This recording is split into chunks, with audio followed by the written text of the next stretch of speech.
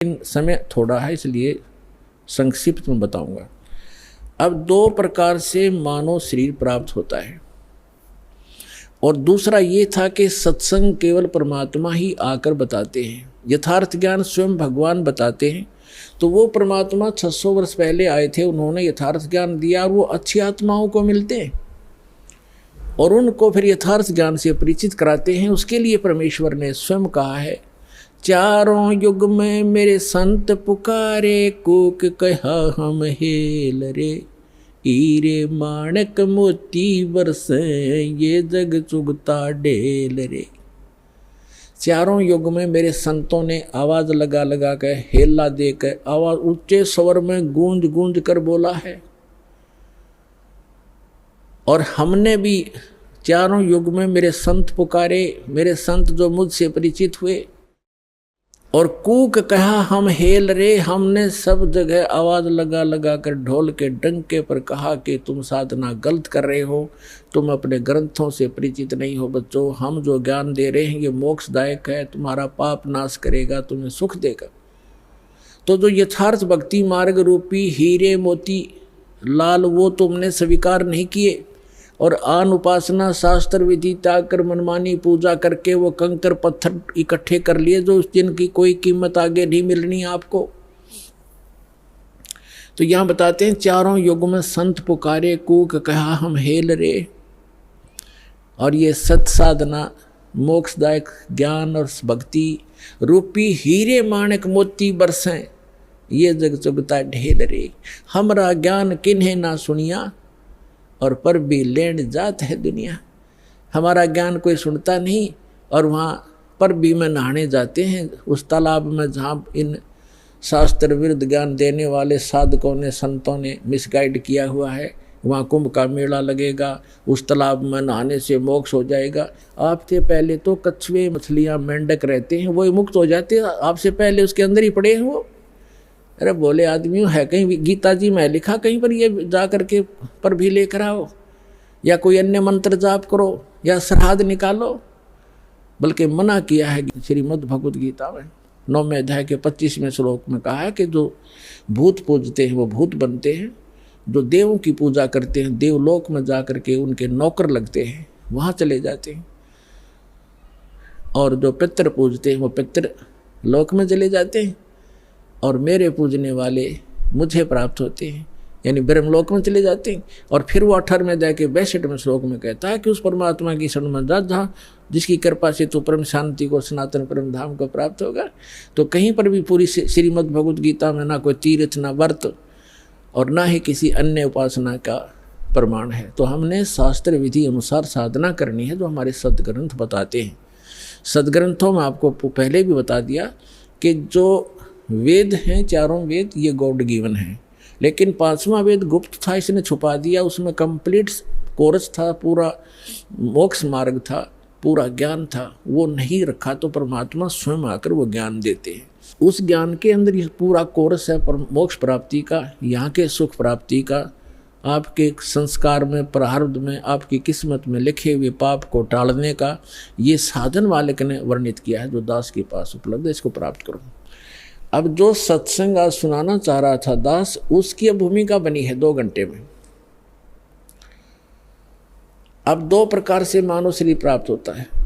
एक तो पूर्व जन्म के संस्कार, जिनके शुभ संस्कार होते हैं, उनको लगातार कई मनुष्य जीवन भी मिल जाते हैं।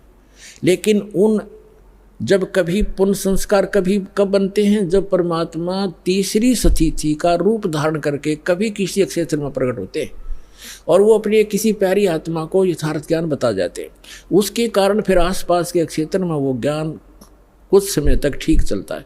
तो वो पुण्य आत्माएं भक्ति से युक्त हो जाते हैं, और फिर वो लगातार कई जन्म भी प्राप्त कर लेते हैं। उन जन्मों में यदि संत नहीं मिला पूर्ण, तो वो पूर्व जन्म की अपनी जो किस्मत की जो भक्ति कमाई है उसका नाश करके चले जाते हैं।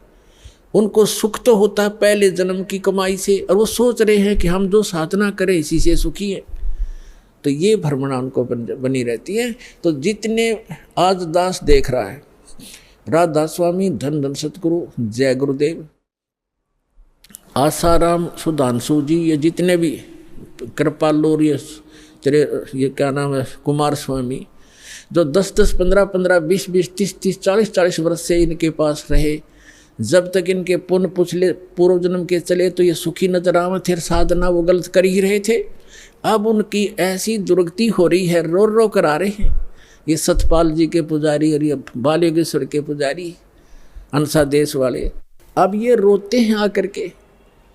एक अध्यापक कहता मैं पेशे से अध्यापक हूँ और मेरा इकलौता पुत्र था, मैं सतपाल का चेला था, 40 वर्ष से वहाँ लगा हुआ था, इकलौता पुत्र की मृत्यु होगी और उस दिन से टक्कर मार के रो रहा हूँ। आपका ज्ञान सुना, नास्तिक हो गया था, विश्वास उठ गया था भगवान से, आपका ज्ञान सुना, सत्संग सुना, फिर एक किरण फिर से जागी है कि है भगवान कहीं पर। हम साधना गलत करके दुखी हो गए। जब तक हमारे पुण्य चले हम सुख महसूस करते रहे, और जब हमारे ऊपर पापों का दौर शुरू हुआ उस साधना ने कोई प्रोटेक्शन नहीं किया। तो पुण्यात्मा सभी ऐसे भ्रमित है। तो जो मानव शरीर प्राप्त प्राणी है वो 2 प्रकार से हैं। एक तो ऐसे आपको बता दिया, तो वो भटकते रहते हैं भगवान के लिए, कहीं ना कहीं वो बैठ ही नहीं सकते। तो अब आपका जो जन्म है मनुष्य जीवन का ऐसे समय में हो गया, यदि अब जन्म ना होता तो पहले की तरह आप भी भटक कर चले जाते। आज से 10 वर्ष पहले कोई मर गया तो वो गया अपना जीवन नष्ट करके। तो आपका जो मनुष्य जीवन हुआ है, धन्य आपके माता पिता जिनसे जन्म हुआ है। आप तो भक्ति पर लगे लगाए हो, आपको तो बहुत थोड़े से समय में समझाया जा सकता है। और दूसरी प्रकार के जो 84 लाख योनियां भोग करके मानव शरीर प्राप्त किए हुए हैं, तो वो क्या करते हैं,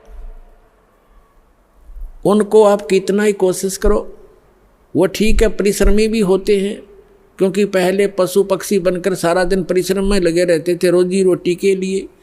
एक चींटी है सारा दिन एक कण की आवश्यकता पता नहीं कितने चक्कर काटती है एक कण के लिए, एक पल की चैन नहीं।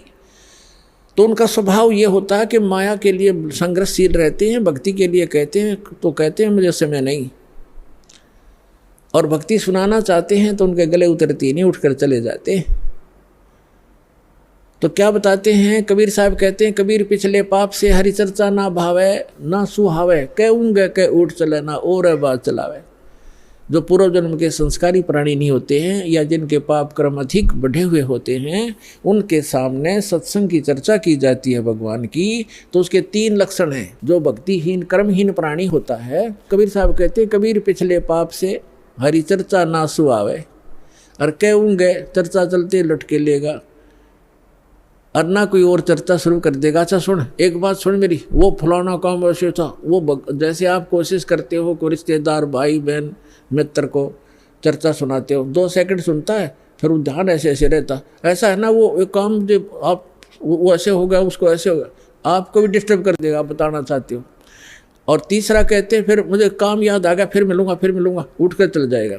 कबीर भगवान बताते हैं कि कबीर पिछले पाप थे जिनके पाप घने बढ़ गए, हरि चर्चा ना सुहावे अच्छी नहीं लगेगी, और कहूँगे कह उठ चले ना और बात बनावे।